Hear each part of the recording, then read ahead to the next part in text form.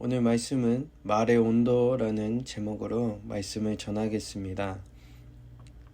말씀 본문은 이사야 29장 10절에서 14절 말씀을 새번역 버전으로 보겠습니다. 주님께서는 너희에게 잠드는 영을 보내셔서 너희를 깊은 잠에 빠지게 하셨다. 너희의 예언자로 너희의 눈 구시를 못하게 하셨으니 너희의 눈을 멀게 하신 것이요 너희의 선견자로 앞을 내다보지 못하게 하셨으니 너희의 얼굴을 가려서 눈을 못 보게 하신 것이다. 이 모든 묵시가 너희에게는 마치 밀봉된 두루마리의 글처럼 될 것이다.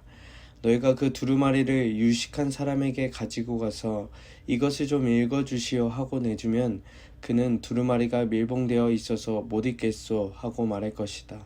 너희가 그 두루마리를 무식한 사람에게 가지고 가서 이것을 좀 읽어주시오 하면 그는 나는 글을 읽을 줄 모릅니다 하고 말할 것이다.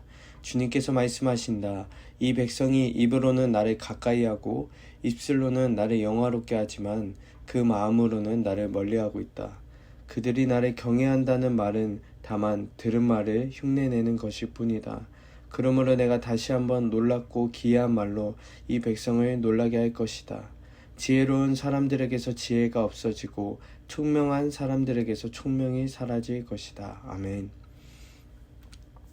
여러분, 오늘 읽은 이사야 말씀의 이 본문은 참 우리에게 이해하기 어려운 본문입니다.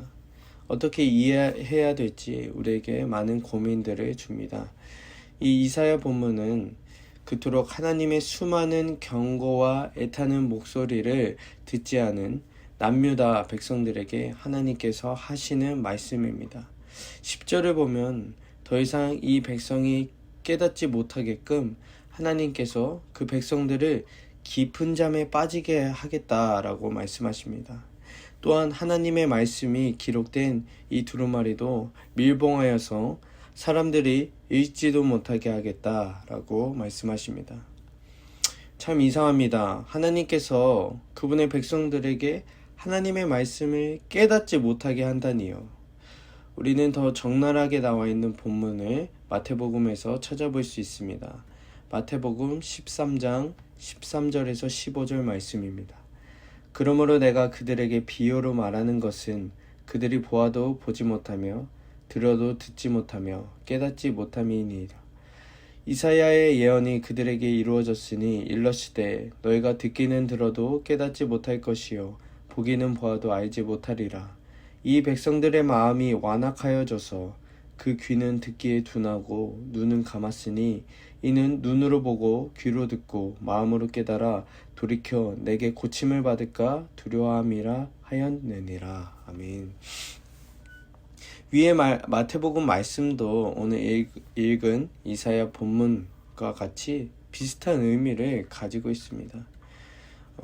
말씀의 15절을 보면 심지어 예수님은 백성들이 깨닫고 고침받고 돌아오기 두렵다 할 정도로 예수님께서는 하나님의 뜻을 그들에게 막 감추신다라는 의미로 우리에게 보여집니다. 여러분, 이 말씀을 어떻게 해석하면 좋을까요? 여러분, 정말 하나님은 누구에게는 하나님의 말씀이 이해되게 원하시고 또 누구는 하나님의 말씀이 이해되는 것을 원하지 않으실까요? 선하시고 모든 일을 포용하시는 하나님께서 아마 그럴 리 없을 것입니다. 그렇다면 이 말씀을 좀 더 다른 관점으로 우리가 바라보아야 할 것입니다. 여러분, 말에는 온도가 있습니다. 오늘 설교 제목도 말의 온도입니다. 예를 들어서 어머니의 잔소리에도 온도가 있습니다. 어머니의 잔소리는 객관적으로 그 말에 어떤 단어와 문법이 사용되었느냐, 또한 맞춤법을 그 말에서 잘 지켰느냐가 사실 중요한 것이 아닙니다. 그 잔소리 안에는 자식이 바르게 되길 바라고 자식을 보호하려는 어머니의 마음과 의도가 담겨 있습니다. 그래서 어머니께서 가끔 쓴소리 하시거나 우리를 왼수라고 부르는 말도 사실은 그 안에 참 많은 어머니의 안타까움과 절실함, 자식이 잘 되기 원하는 그런 마음이 들어있다라는 증거입니다. 여러분, 말에는 온도가 있다라는 이 말에 쉽게 이해하기 위해서는 이 말에는 한 사람의 인격적인 마음이 들어있다라는 것을 우리가 알아야 되는 것입니다. 그래서 어쩔 때는 그 말에 간절한 마음이 들어있기도 하고 따뜻한 마음, 서운한 마음이 들어있기도 합니다. 오늘 본문은 그러한 차원에서 이해한다면 참 그렇게 어렵지 않은 본문입니다. 수없이 하나님께서 말해도 그 말씀을 듣지 않고 하나님의 말을 가볍게 여기는 백성들을 향한 하나님의 안타까움과 분노가 담긴 말씀입니다. 하나님께서 깊은 잠에 빠지게 하겠다. 너희들의 눈을 멀게 하겠다. 말씀을 밀봉하겠다. 보긴 보아도 보지 못하고 듣긴 들어도 깨닫지 못하게 하겠다. 라는 말씀들은 정말 그 말씀 그대로만 보고 하나님께서 심판하기를 원하시는 하나님이다. 라는 그런 하나님의 모습이 담겨 있는 것이 아닙니다. 이것은 하나님의 마음으로 떠난 백성들을 향한 하나님의 분노와 가슴 아픔이 가득 담겨 있는 말씀입니다. 하나님의 말씀을 가볍게 여기는 자들, 또한 그 말씀에 가식을 떠는 자들, 또한 하나님에게서 마음이 떠난 자들을 향한 하나님의 강한 분노, 안타까움이 표현된 말씀입니다. 여러분, 사랑하기 때문에 분노와 애타는 마음이 드는 것입니다. 그렇다면 이렇게 인자하심이 많으시고 길이 참으시는 하나님께서 대체 이 정도까지 말씀하시는 건 그 백성들이 하나님 말씀에 구체적으로 어떤 반응을 보였기 때문일까요? 이사야 29장 13절 말씀을 보겠습니다. 주님께서 말씀하신다. 이 백성이 입으로는 나를 가까이 하고 입술로는 나를 영화롭게 하지만 그 마음으로는 나를 멀리하고 있다. 그들이 나를 경외한다는 말은 다만 들은 말을 흉내내는 것일 뿐이다. 여러분, 분명 백성들이 입술로는 고백한다고 합니다. 하나님을 높이며 자기와 하나님이 가까운 분이라고 막 얘기하고 다닌다고 합니다. 그런데 이것은 하나님께서 보시기에 그저 들었던 말을 흉내내는 것이며 그들이 마음으로는 하나님을 멀리하고 있다라고 하나님께서 말씀하십니다. 이게 무슨 뜻인지 좀 더 예를 들어서 자세히 우리가 생각해 보겠습니다. 우리가 잘 아는 말 중에 그런 말이 있죠. 비즈니스 언어. 예. 직업 중에 고객 상담을 하시는 분들, 그분들은 업무상 하루에 수십 번씩 하는 인사말이 있습니다. 무엇이죠? 사랑합니다, 고객님. 네. 여러분, 그런데 이 상담사분들이 정말 이 고객님들을 마음 깊이 사랑하고 아끼고 애타는 마음이 있어서, 그리워하는 마음이 있어서 그 고객님들에게 사랑합니다, 고객님이라고 말하는 것일까요? 네, 아마 직업상 하는 것일 것입니다. 말과 마음이 좀 다를 것입니다. 이처럼 우리도 우리 삶에서 많은 가족들, 친구들, 여러 인간관계에서도 이 마음과는 달리 겉으로만 의례적으로 말을 표현할 때가 많습니다.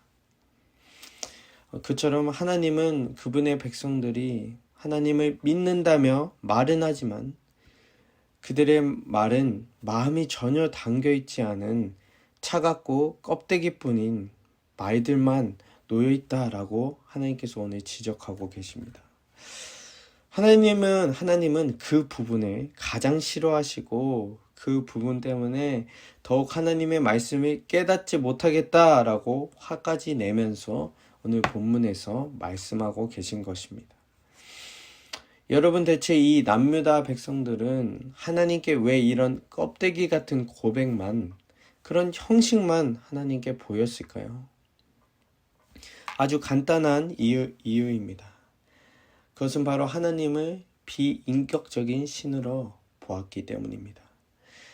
하나님의 말씀에는 아무 온도도 마음도 담기지 않았다라고 이 백성들이 여겼기 때문입니다.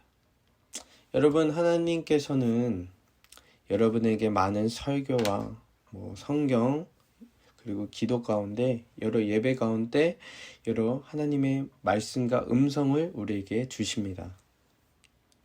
그런데 여러분이 혹시나 그 말씀을 이 이스라엘 백성들처럼 어떤 객관적인 지켜야 될 도덕적인 말씀으로만 취급하거나 그저 한 귀로 올려도 될 만한 익숙한 것으로 익숙한 그런 소리로 여기진 않으십니까? 여러분, 그렇게 하나님의 말씀을 취급해서는 안 됩니다. 그 말씀들은 모두 하나님께서 한자 한자 애를 써서 하나님의 마음을 꾹꾹 눌러 담아 여러분들에게 표현한 하나님의 마음입니다. 하나님의 말씀을 무시하고 가볍게 여긴다는 것은 분명 하나님을 무시하는 것과 똑같습니다. 여러분, 그 말씀들을 하나님께서 오늘 주시는 말씀들을 소중히 여기시길 바랍니다. 그 말씀을 소중히 여기는 방법은 바로 말씀에 올바르게 반응하는 것입니다. 여러분이 이 설교를 들으면서 또 이렇게 생각할 수 있습니다. 그냥 하나님 말씀하신 대로 또 순종하라는 거구나. 그러나 제가 말하고자 하는 거는 더 기초적이면서 더 핵심적이고 더 중요한 부분입니다. 그 하나님의 말씀 가운데는 하나님의 마음이 담겨 있으니까 우리도 그 말씀에 대해 반응하고 고백할 때 어떻게 해야 되냐면 바로 나의 진심과 마음을 담아 하나님께 반응해야 된다라는 것입니다. 여러분, 예를 들어 말씀이 어려우면 그냥 어렵다고 그냥 지나치는 것이 아닙니다. 이렇게 해야 되는 것입니다. 하나님, 이 말씀이 너무 어렵습니다. 제게 이 말씀이 이해가 될 수 있도록 지혜를 주십시오.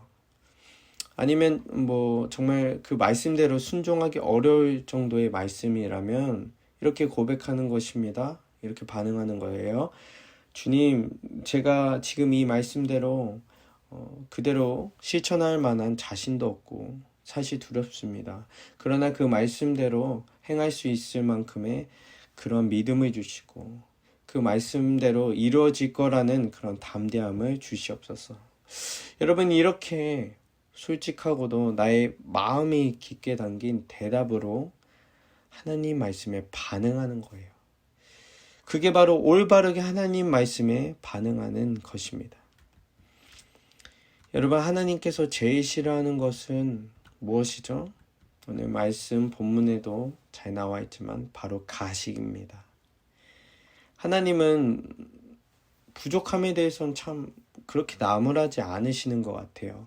대신에 정말 나무라시는 것, 그것이 무엇이냐면 거짓, 허영, 껍데기, 이런 부분들, 이런 가식적인 말과 행동, 자세들을 너무나도 싫어하십니다. 그리고 또한 하나님을 실제 존재하시고 마음이 있고 인격이 있는 신으로 여기지 않는 것 또한 제일 싫어하시는 부분입니다. 여러분, 하나님의 말씀에는 온도가 있습니다. 거기에는 사랑이 담겨 있고 하나님의 선하심이 담겨 있고 지혜가 있습니다. 바르게 함이 있고 하나님의 인격이 담겨 있는 것입니다. 디모데후서 3장 16절 보겠습니다. 모든 성경은 하나님의 감동으로 된 것으로 교훈과 책망과 바르게 함과 의로 교육하기에 유익하니. 아멘. 여러분, 성경은 무엇으로 되어 있다고요? 이 하나님의 말씀인 성경은 하나님의 감동으로 되어 있다라고 합니다. 그저 딱딱하거나 우리가 지켜야 될 무슨 법, 책, 그런 것이 아닙니다. 무슨 도덕법, 지켜야 될 윤리, 그 정도의 성경이 아닌 것입니다. 뭐라고요? 하나님의 마음이 들어있다. 여러분, 이것을 잊으시면 안 돼요. 오늘 하루도 그러니까 하나님의 말씀을 올바르게 인식하고 그 말씀의 솔직함, 진실함, 온 마음을 다하는 그 진심을 담아서 잘 하나님 말씀에 반응하며 그 말씀을 한 귀로 흘리지 마시고 하나님의 마음을 그 말씀 가운데 읽어내는 우리 모두가 그리스도의 성도들이 모든 성도들이 되시길 주님의 이름으로 축복합니다.